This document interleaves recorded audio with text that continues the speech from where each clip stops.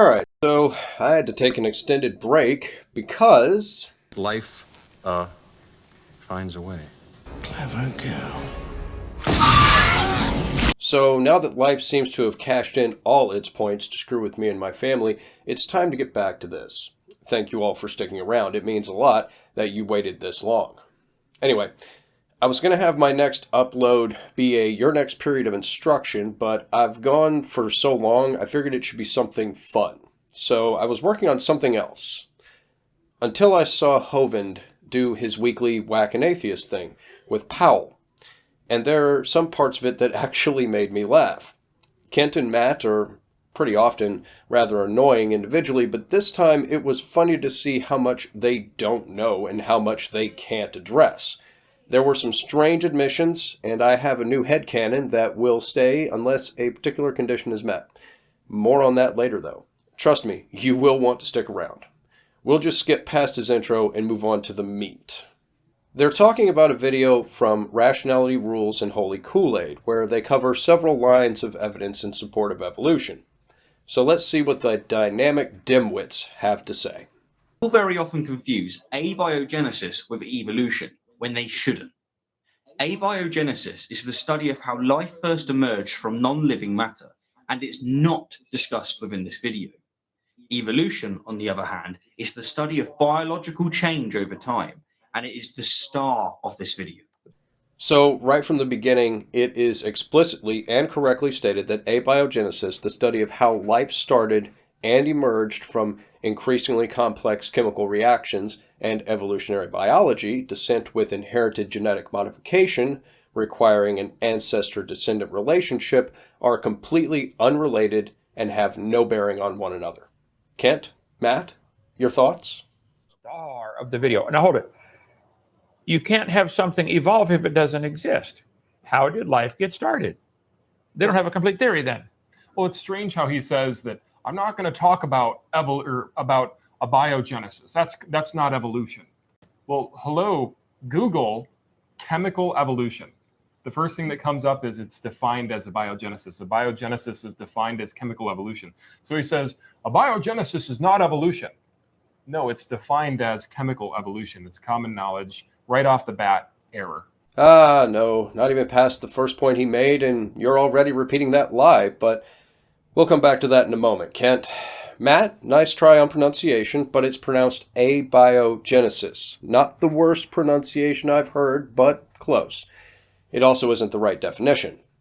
The Oxford Dictionary defines it as the original evolution. In this context, they're using the everyday sense of the word, which is any change over time of life or living organisms from inorganic or inanimate substances, which is inaccurate also.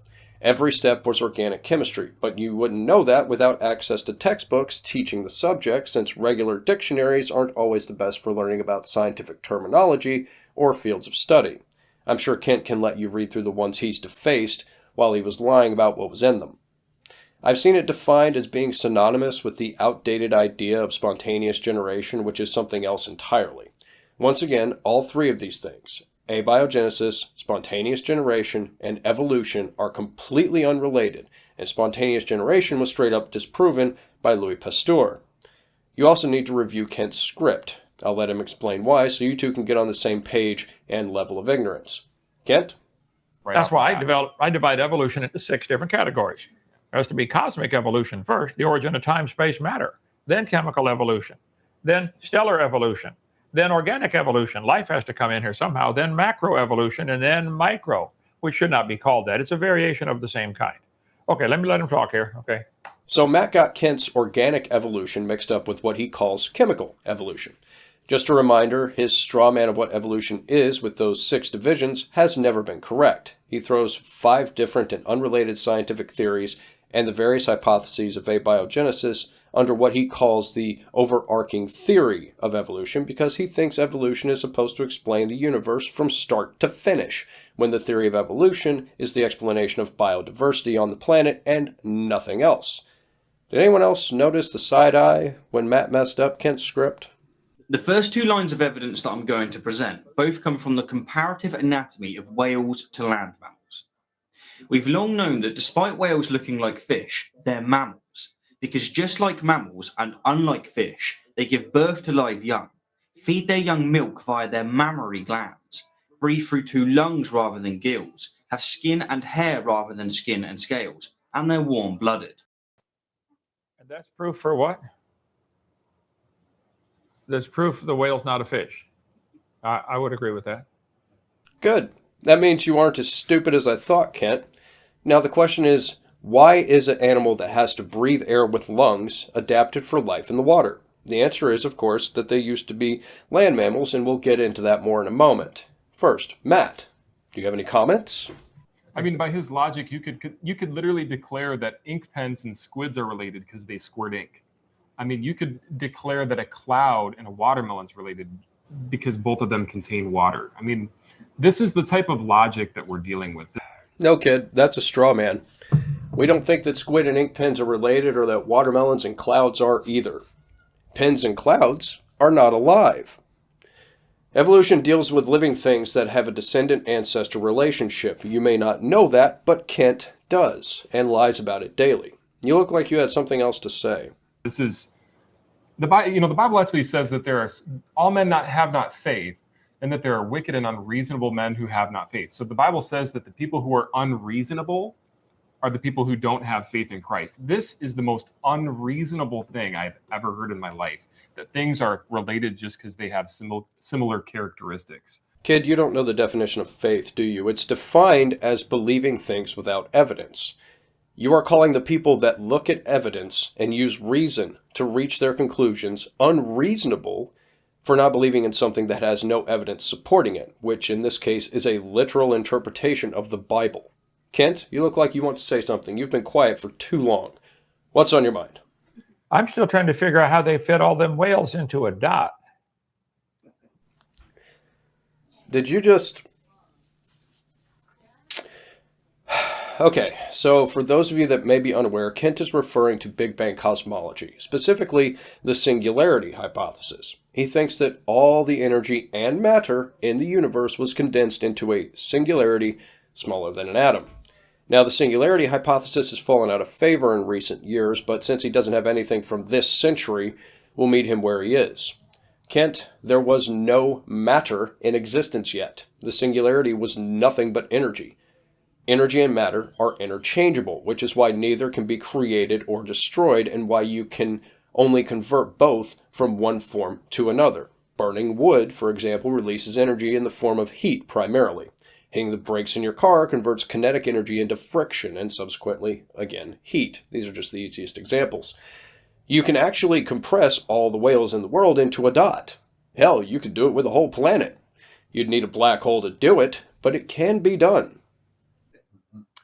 And what caused the explosion? Like No, I said, it wasn't the rapid expansion. Oh, right. Yeah. Yeah, okay. Even though National Geographic says it was an explosion, scientific papers say Right. it was an explosion. They just butter it up to make it sound like it's not as kooky as it really is. When you say it was just a nice little expansion at the beginning, they're trying to butter it up to make it sound like it's not as kooky as it really is. And if you're an atheist, I'm sorry, it does sound kooky. It does sound like something off Star Trek. Do you know why? It's kooky. Well, Kent, I got to give you some credit for correcting the kid. It was a rapid expansion. You both seem confused on that point, though, which isn't surprising since you have deliberately misled people on this for decades and Matt never got an actual education. Let me explain. Now, this is really dumbed down, but take a look at this. You see that pressure wave? That is analogous to the expansion of space-time, how it spreads out in all possible directions from the origin point. It's called an explosion in magazines and such because it is the simplest way to describe to the layperson. The actual detonation is analogous to the cause of the Big Bang, which is still being investigated since we don't know what kicked it off. Could it have been a god? Doubtful, since magic isn't an explanation of anything at all. The point is we don't know, and this is literally the last real gap God can hide in. I don't think it's likely that the origin of the universe is a god, given the track record of absolute failure for a god to explain anything ever. It sounds kooky to you two because you don't know what you're talking about, either because you're a fraud in Kent's case or uneducated in Matt's. Now, this alone strongly implies that they share a common ancestor with. Wait. They share a common Ancestry, because the whale has mammary glands and the shark doesn't. The fish lays eggs and the whale gives live birth. So this is proof they have a common ancestor? No, Mr. Hovind, you spent so much time running your mouth and not paying attention, you lost the point he was trying to make. Let's refresh your memory. The first two lines of evidence that I'm going to present both come from the comparative anatomy of whales to land mammals. So, no, he isn't here trying to show a common ancestry between whales and fish, which isn't a taxonomic term, by the way. He's using another sea creature as a comparison to show how physically different they are from other marine life. But his main point is to show the similarity between whales and land mammals. Try to pay attention. Could it be proof they both came from a really smart designer? I mean, they look pretty well designed. I mean, they seem to do okay? No, Kent. For one, there is no indication that whales were designed, nor were fish. A designer would have given the whale a set of gills instead of lungs and a more efficient way to reproduce and a better way to feed immature young rather than giving the males of certain whale species a 16-foot penis mistaken for sea monsters in ye olden times and milk that needs to be doled out in such a way that it displaces salt water because it's so thick. They just will not tolerate that idea of a designer. It's not proof for evolution. I'm sorry, evolution, as he pronounces it. It's not that we won't tolerate an idea of a designer. It's that there's no evidence of a designer and every indication of evolution via common ancestry.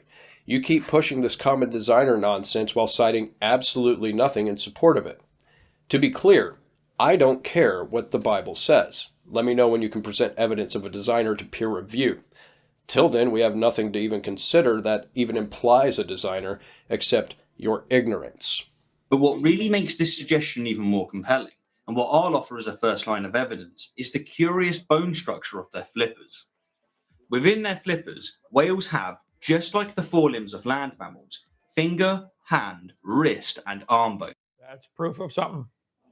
Did you know the Chevys and the Fords both have 4 tires and a steering wheel? That's proof of something to somebody. Is that proof of common ancestor? First of all, Kent, I'm not sure if you know this, but cars are not alive. Whales, however, are, which means they can respond to evolutionary pressures. So why would a whale have hand bones? Fish and even sharks don't, nor do fish or sharks have pelvises either. The whale flipper is a homologous structure. Evolution works with what it has, modifying it to further the survival of the population. That means that front feet had to change into more specialized and streamlined form of flippers, while the rear legs and feet were lost in the process since they didn't do anything except produce drag. The hand and arm bones in the flipper and the pelvis are evidence that the ancestors of whales were at one point in their evolutionary history still able to walk on land. I won't go into too much detail because Aaron, the guy you still have an ongoing debate with from about 3 years ago, has done a video on the evolution of whales and the definition of vestigial structures, like the whale pelvis most recently in the series he did on Your Lies about the textbooks. You won't ever address that, though, because you can't. I'll link the video to your lie about that below. Like I already said, this is a bad design for an animal that lives exclusively in the ocean today and is best explained with evolution. To present a third line of evidence, a superb example can be found in all mammals, including you, and it's called the left recurrent laryngeal nerve. There's a long article about this on answersingenesis.org. Frank Sherwin's a good friend of mine there. It works, not ICR.org. Yeah, let's look at that article and the author real quick. Frank Sherwin works for the Institute for Creation Research, otherwise known as ICR, a young earth creationist propaganda and pseudoscience mill. As with other apologist ministries, all employees have to sign a statement of faith, which contractually obligates them to prioritize what the Bible says over any evidence that contradicts it, which is in reality all of science. Ever. His job is to misrepresent and distort scientific evidence to convince people that the Bible is somehow more reliable than what we have discovered using scientific methodology. Regardless of what degree he has, he stopped being a scientist or scientifically minded the very moment that he signed it. As such, I don't give any credence to what he says, and as far as I'm concerned, he is no longer qualified to talk about anything in science. Now for the article, titled That Troubling Laryngeal Nerve. He gives no explanation of why such a detour of the nerve looping through the aorta back up to the larynx is necessary. and attempts to distract from that point by bringing up the panda thumb and the eye as if all three of these cannot be explained by evolution.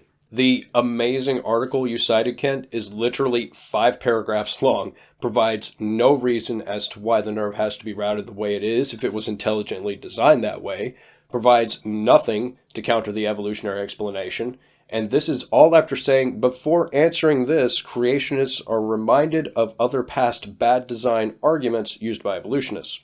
You can't say that in paragraph 2, bring up unrelated stuff, and then claim you'll find out why it's routed that way before we find out how the brain evolved.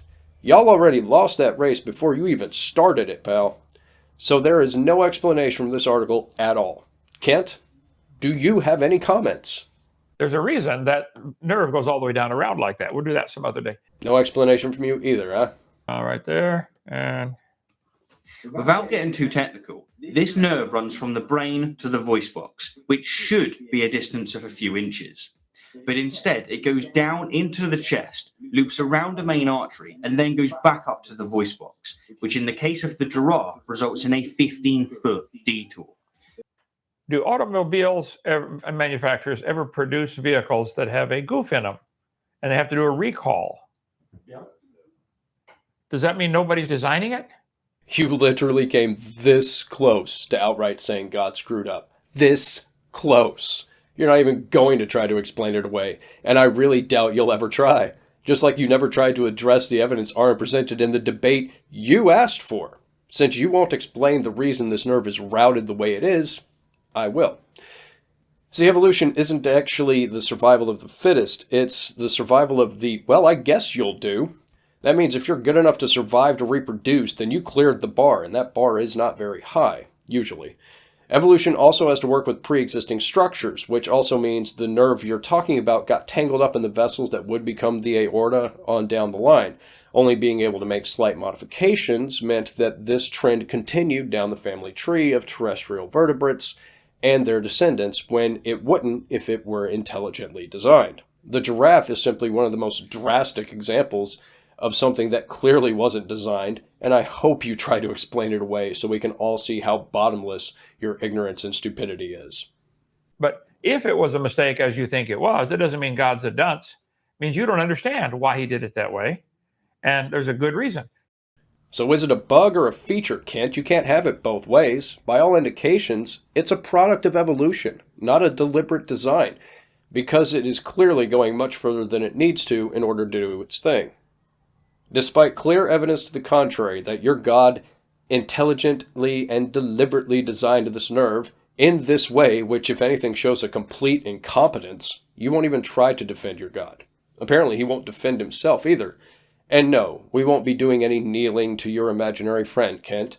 Matt hasn't said anything in a while. I wonder if he has anything to say after we get past this section of afterlife threats, a debate challenge, and acting like the whale pelvis is both not a vestigial trait, and that The whale's bone in his pelvis is not a hip bone. when it clearly is a vestigial pelvis, otherwise known as a hip. But when you can't admit that without losing money, guess you got to keep pushing the lie you've been telling for decades. Now, the fourth and fifth lines of evidence that I'm going to present both come from DNA sequencing, which, for those of you unaware, is the process of determining the precise order of nucleotides within a DNA molecule, which, put simply, means that we can compare the DNA of one organism to another, and in doing so, see exactly how closely related they are. If there are DNA similarities, does that prove evolutionary ancestry? Okay, I guess it isn't Matt's turn to talk yet, but yes, Kent, it is indeed proof of common ancestry. My favorite example of that fact is the presence of a gene in humans called MYH16, which makes a protein by the same name, myosin heavy chain 16. This protein is a key component in the formation of the massive jaw muscles in other apes. We have that gene, and it produces the associated protein, but that protein is broken in humans. 2 mutations in it make it unusable in us, yet we still have this gene. That only makes sense via descent with inherited modification through evolution, but if we were specifically and magically created, this gene and quite a few others would not be present in us as they serve absolutely no purpose. You've been asked this repeatedly, but I'll pose the question again here. You accept that DNA sequencing can and is used to determine paternity and family heritage, as in this person is of Scottish, English, Germanic, Korean, Native American, etc. descent, but there is a point at which you draw the line. Why is it when the same process is used to show ancestry with other apes, you invariably and without fail will not accept the results? You have never stated why or exactly where you draw that line. I know why, but I don't know where you draw that arbitrary line. Matt, you look like Kent is going to let you talk. What you got, kid? It's just a glorified example of what he gave earlier. But now he's going into the microscopic realm and saying, well, see, since there's similarities here, we conclude it's literally the same rhetoric, the same stuff that we just debunked. These are the same tired old arguments that we've heard from you atheists for years.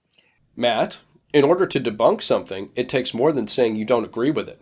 You have to provide evidence, not only that the point is wrong, but that you have a better supported side, which neither you or Kent has presented. Not here, not in either of your videos, sermons, or seminars on either of your channels. You both have always been inexcusably wrong, either through ignorance or outright lies, depending on which one of you we're talking about, usually both. How many books are in my library, would you guess? Pick a number, somebody. Thousands, yeah, okay. I'd be willing to bet $5 that nearly all of them are made from the same 26 letters of the alphabet. That proves nobody wrote them. That's their rationality. Yes, I did cut his pauses because I wanted to get to the stupid point he's trying to make. Kent, Matt, books are not alive. DNA is not properly analogous to a language or binary code or anything like that. It's an analogy that is useful at a very basic surface level of understanding of genetics, but in most cases breaks down beyond that unless the explanation is worded very carefully. The 4 chemicals that make up base pair nucleotides in entire sections kick off the chemical reactions to build proteins and form a living organism. If our DNA was input into a computer simulation, there'd be some serious debugging coming down from anyone competent in coding, because a good deal of it is essentially useless junk like MYH16 that I mentioned earlier. Seriously, of the DNA that is comparable, you share 97% with a chimpanzee, 80% with a cow, 60% with a fruit fly, and 50% with a banana. Wait a minute. What DNA barcodes are you looking at? Are you looking at endogenous retroviruses? What is this study based off of? I'd like to know. Coding DNA mainly, Matt. The stuff that actually does something. You'd have to take a lesson on genetics to understand it, which I've made for you specifically in the past. There are several studies on this. It isn't just one, kiddo, so your objection doesn't invalidate the evidence of ancestry. Maybe you should have gotten an actual education. So 97%, by the way, that number is not correct anymore. They've got it down to like 91% now. That depends on what section you're looking at.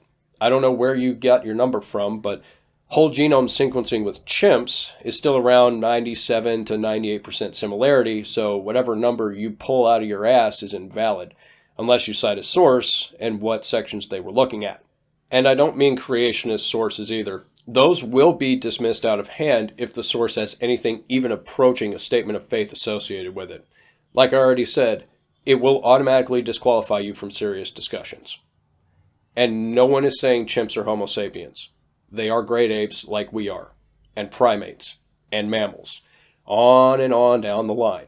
We knew this even in Linnaeus' time when he challenged the scientific community to show him some morphological trait that would separate man and ape. He couldn't find one, and neither did anyone else, because there is no trait that would put us in a separate clade from apes. It doesn't matter if you don't like it. It is what it is, Kent. Matt, you want to weigh in here or keep your mouth shut? It doesn't falsify our model. Our model is still consistent, even if we granted that and said, okay, yeah, everything's related, or not everything's related, but everything has the same amount of similar DNA. Okay, fine. Our model would still fit that. So present something else. Yeah. What model? You don't have a model. You have magical miracles that have no basis in reality. Hell, neither of you can give a solid definition of what a kind is. It moves and changes, meaning you can walk us further down the cladogram as if we won't be able to show you common ancestry.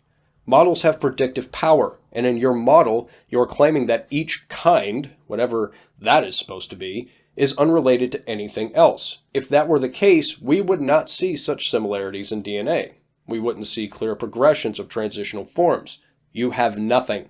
Hell, until you show testable, repeatable evidence of a god, we have no reason to believe your nonsense of magical creation. Now, most of us have heard this fact before and treated it like it's just a bit of trivia, including myself. But it's far more than this. It's unimpeachable proof that all living things share a common ancestor. Unimpeachable proof? Are you even willing to consider that maybe this is unimpeachable proof of a common designer? No, because as we've already seen and covered, there is no designer evident. We can trace lineages and explain them through evolution, not your stupid straw man version of it, but the actual science that all these things and us share a common ancestor, whether you want to admit that fact or not.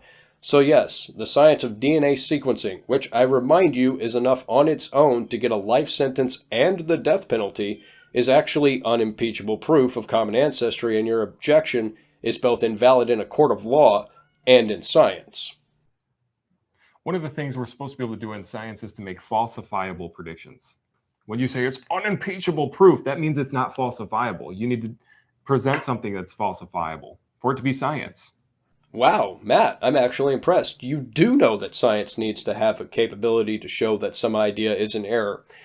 However, if you present a hypothesis and it is not falsified, then it becomes that unimpeachable proof I told you about earlier. And the second line of evidence from DNA that I'll present, and the fifth within this video, is that the closest living relative to cetaceans, which is a class that includes whales, is the hippopotamus, a land mammal that just so happens to share many... Hold it. A whale and a hippo are related? So a whale is just a little... No, a hippo is just a little whale out of water. That's how they should think of themselves. Have you seen the right? tail on a hippopotamus? For the sake of time, I'll link a video covering this below since the explanation is quite long. But for the time being, ignorance of the fossil forms of both these animals and their relatedness is literally inexcusable. You have to avoid a lot of evidence to deny this simple point, including the genetic evidence, which again is good enough to get a death sentence in a court. Let's get past their stupid objection to both being completely hairless and the idiotic comparison to a bowling ball. That's right, I said a bowling ball. The sixth line of evidence that I'll present is the artificial selection of domestic dogs. It's no secret that most breeds of dog have the specific traits that they do because humans have deliberately or artificially selected which dogs get to reproduce. I would agree. I would say all the dogs had a common ancestor. It looked like a dog. And as was pointed out to you in the debate with Aaron, you didn't have the balls to finish. Domestic dogs are canids and have an ancestry with wolves, as well as distinct relationship with foxes, wild dogs like the African painted dog, and others which you can't really deny since they all fall under your idiotic dog kind. The problem is that you lie about how far back that goes. Revisit that debate you buried, and your minions will learn how much you've lied if you have the stones to finish what you started, Kent. I'm going to skip the distraction about a 5-year-old he uses because I don't care, as an adult knows better. Well, unless you're so far gone that you still live at DAL working for this cult leader. And in doing so, which traits are passed on to subsequent generations. And most of the dogs they've developed with all this work and stuff they've done are completely useless. That depends on the breed. My collie was a herd dog, bred to move sheep and such as a working breed. Mastiffs were bred to hunt big cats, and even the dachshund was bred to hunt badgers in their dens. The point is that unlike natural selection, which is slower and works for the survival of the organism, artificial selection uses the same mechanisms to produce specialized breeds, purely at the whim of the breeder, either for certain tasks or to be status symbols. Most of the breeds we have now would probably divide into about 3 groups if we had to leave them on their own tomorrow, filling niches that they are suited for or dying off once natural selection takes back over. For example, greyhounds have powerful legs, deep chests, flexible spines, and slim builds because humans have deliberately bred dogs with these attributes. The same is true of the tiny height of chihuahuas. They are the result of humans breeding smaller and smaller dogs. How long would the chihuahuas last out in the woods? And the same is also true of the giant height of Great Danes. How long would the Great Danes last out in the woods? Smaller dogs like the Chihuahua wouldn't likely survive in my opinion, but hunting dogs like the Great Dane would indeed thrive like the other working dogs we have, no babysitting required. None of this is evidence against evolution either, by the way. You just have your mind stuck on the straw man you created decades ago. Are there any limits to this? You got a Chihuahua and a Great Dane. Do you think they'll ever get a dog as big as an elephant? Do you think they'll ever get a dog as small as a pygmy hamster? Not likely, no. Getting much bigger than the English Mastiff would require some drastic changes, since dogs are digigrade, meaning they walk on their toes. Technically, elephants do too, but they have a pad of flesh and fat under the heel of their foot to support and distribute that weight, something dogs would need to have to get that size. And given the primary diet of a dog in the wild consists of meat, since they are super predators, there wouldn't be a reason to breed them that big as hunters. And that isn't even taking thermal regulation into account. Same with breeding a dog to the size of a hamster. This is a physics limitation, not an evolutionary limit. If there was a natural pressure that pushed dogs in either direction, evolution would favor those that adapted to such pressures. Currently, there is not. It may not seem like it, but domestic dog breeds alone not only suggest evolution, they demonstrate it. Wait. Domestic dog breeds not only suggest evolution, but demonstrate it. All they demonstrate is artificial selection. The gene code of the dog has a lot of variety in it. Not variety that pre-exists, Kent. I know you think that the genes to make a Chihuahua and a Great Dane already existed in wolves because you don't understand genetics, but they didn't. We favored the mutations that led to those genes through artificial selection. So yes, the many different breeds of dogs we have demonstrate evolution despite what you want to lie about. My van has a lot of variety. I can push the pedal slowly or I can push it fast. A lot of variety in speed. I can actually turn different directions by turning that wheel. I got all kinds of variety of directions I can go. Now I'm limited. I can't go up, down, or down, but I can go right, left, forward, backward. That's proof. We evolved from a bird. This right here is one of many reasons I don't take Kent or Matt seriously. Let me be absolutely clear here. At no point did we evolve from birds. That is such a stupid thing to say that the very fact it just came out of his mouth shows me how uneducated he is and how disconnected with reality he is. This ranks right up there with him saying that evolution claims that hamsters and whales can grow off tomato vine, which is straight not what evolution says or teaches. He just pulls that idiocy right out of his ass with no citation or justification because he knows his audience won't fact check him. Now, as we've just explained, the selective pressure in the case of domestic dog breeds is artificial. It's humans deliberately selecting which dogs get to reproduce. But this raises the immediate question of what exactly selects which organisms get to reproduce in nature. And the answer is nature. True. They have to survive to get big enough to reproduce. Chihuahuas wouldn't make it. If the Chihuahua can fill a niche and survive to reproduce, then it will be fine. Natural selection wouldn't necessarily unalive the Chihuahua or other small breeds, though they would start at a disadvantage thanks to us. To further explain this, and to give you a few fascinating examples, I'm going to have Thomas from Holy Kool-Aid jump in. Enjoy. This first example is a bit of a celebrity in the world of evolutionary biology, the peppered moth. During the Industrial Revolution, coal plants dumped out enough air pollution to kill the light-colored algae on trees and coat the foliage with soot. The light gray moths, which once blended in against the bark of the trees, were now exposed and were picked off by birds and other predators. But a small percent of the population had a rare genetic mutation that led to dark-colored wings. This Not quite true here, Holy Kool-Aid. There were always two different shades of this moth, dark and light.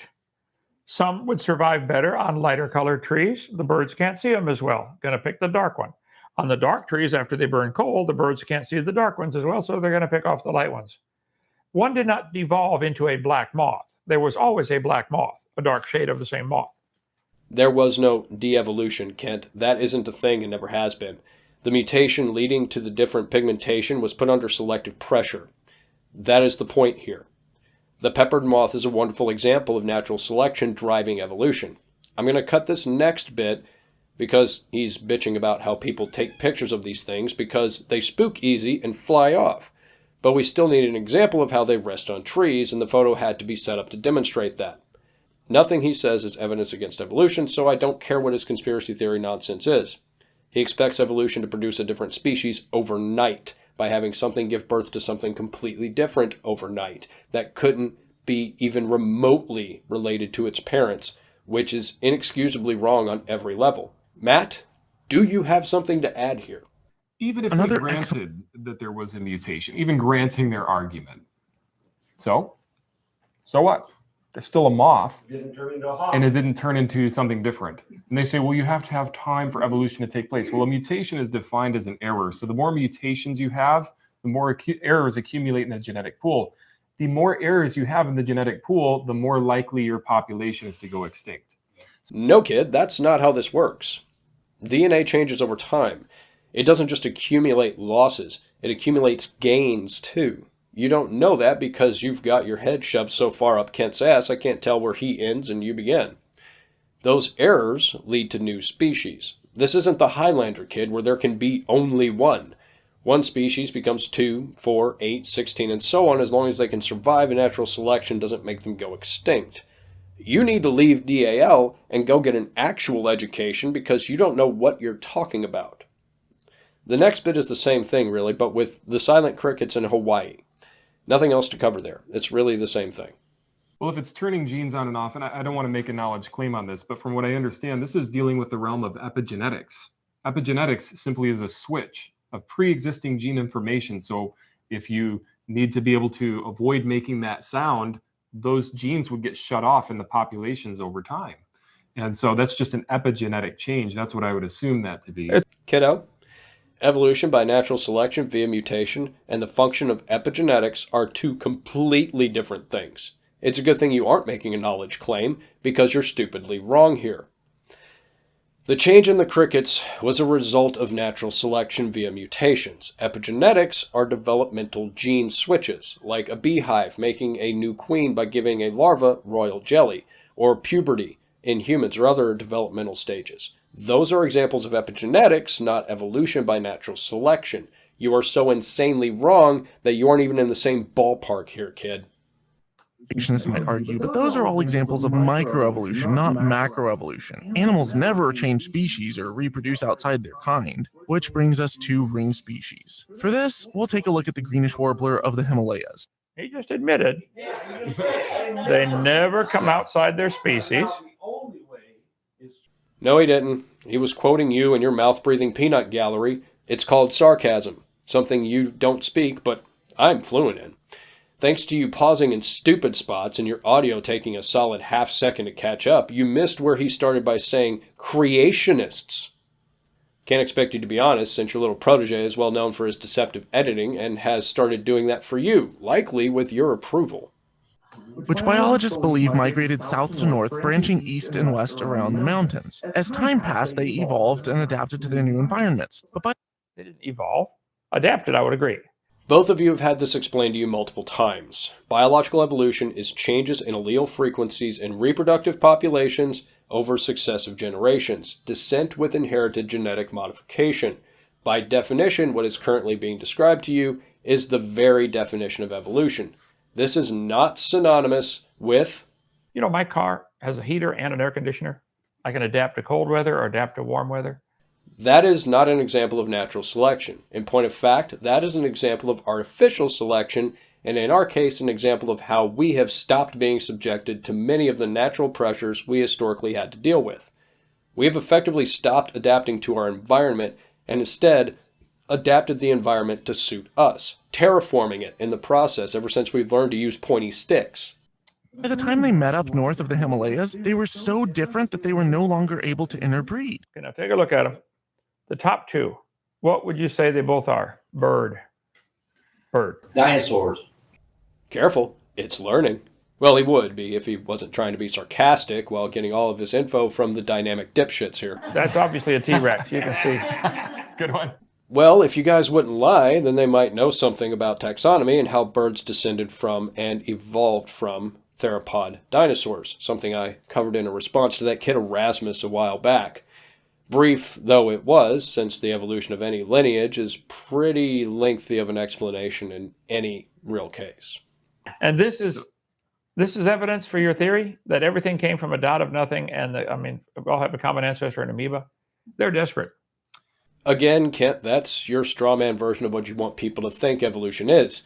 You have a hard time with the concept of evolution explaining how simple forms become more complex and diversified over time because you think evolution is something else entirely and are bound and determined to misrepresent it as much as you can.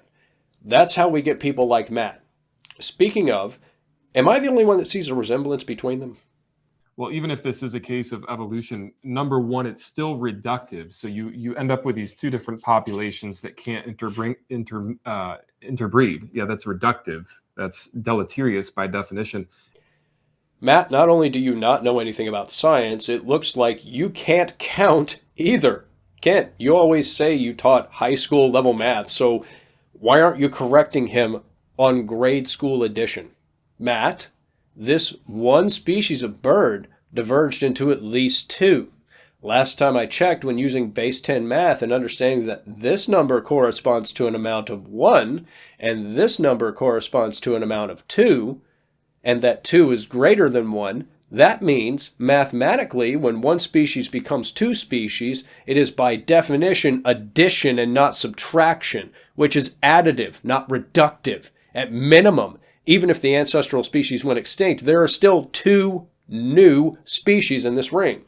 This is also one of many examples of macroevolution where groups of ancestor and descendant populations become so distinctive that they are no longer able to reproduce and have viable offspring, which is what happened at the northern part of this mountain range that separated the ancestral group in the first place. And then number two, we would predict in our model that we would have a lot of reshuffling of previously existing genes. So that's just reshuffling to the point where they can't reproduce. It's still consistent with our model, so try harder. Your Dunning-Kruger is showing.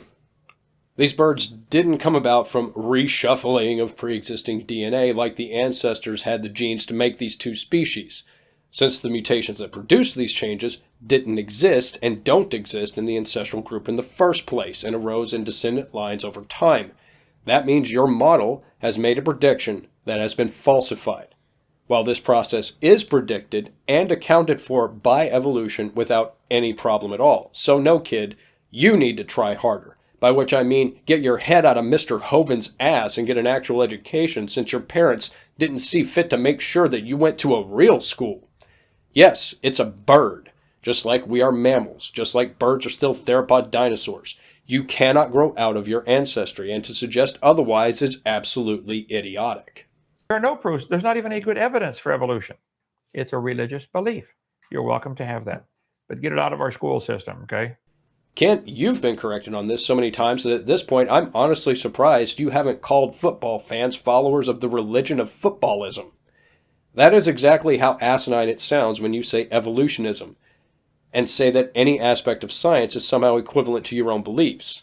This decades-old feud you have with science is literally the entire global scientific community from nearly a dozen fields ranging from zoology to geology, showing literally tons of research and evidence indicating evolution is happening and happened a lot in the past versus your literal interpretation of Bronze and Iron Age mythology. Literally fact versus fantasy, man.